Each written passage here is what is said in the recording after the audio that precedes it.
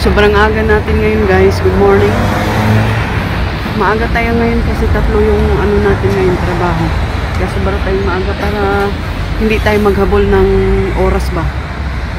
Kasi pag late na tayo, pag late na ako pumapasok, para na akong hinahabol na kabayo sa habol sa oras. Saka tagal pa ng bus. Ina nyo naman oh. Wala pa din bus. Ayan. Yan ang kahirapan pag dito banda kasi sobrang hirap talaga ng bus. Matagal dumating. Ayan. Good morning everyone. Yan ang kaanuhan guys pag buhay abroad ka. Walang pas-pas, kailangan todo na to. Kailangan talagang bumangon at magsumikap. Siyempre bawat naman isa sa atin. Basta may mga pangarap tayo, maaga talaga tayong gigising kahit sobrang antok na antok pa tayo. Aga talaga tayong gumising para sa pangarap natin. Pero kakaiba dito sa abroad kasi wala kang kamag-anak. Siyempre, you depend on yourself.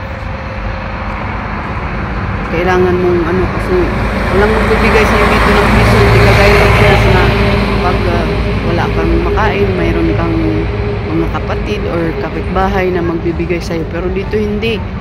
Kailangan mo talagang kasi bawat tao dito mahalaga ang oras, mahalaga ang time. Hindi pwedeng papitex lang. Yan. Pag dito ka sa abroad, mahalaga talaga bawat minuto, bawat oras. Taglamig man dyan, tag-init o anong tag-ulan. Kasi dito sa abroad, you depend on yourself lang talaga. Saka yung paniniwala mo sa Panginoon.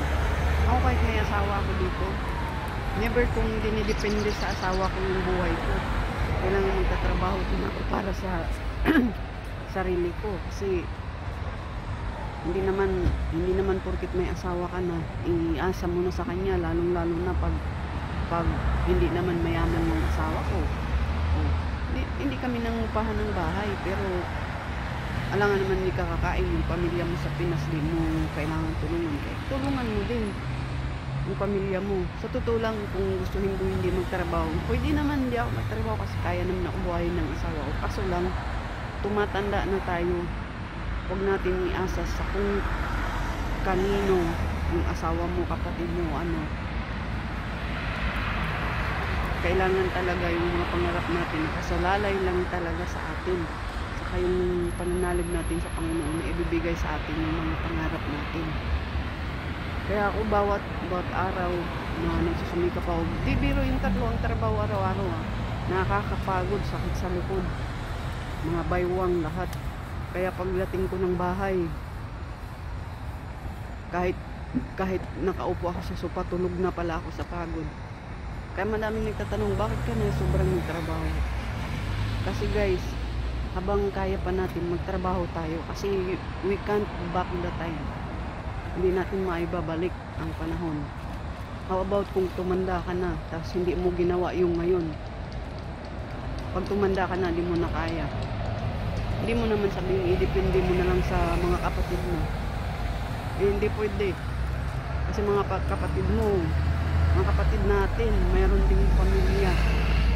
Kaya kailangan natin sa sarili natin na magsusumika para sa sarili natin, hindi para sa iba, kundi para sa atin. Ayun. Maagang kwentuhan. Ayan, traffic. Nakakabagot din magantay ng babas. Kaya dito muna ako sa camera, makikipag-usap. Kaya kausapin ko muna sarili ko. Ayan. Totoo yan, sinasabi ko na hindi mo talaga pwedeng idepende kahit kanino yung buhay mo, sarili mo.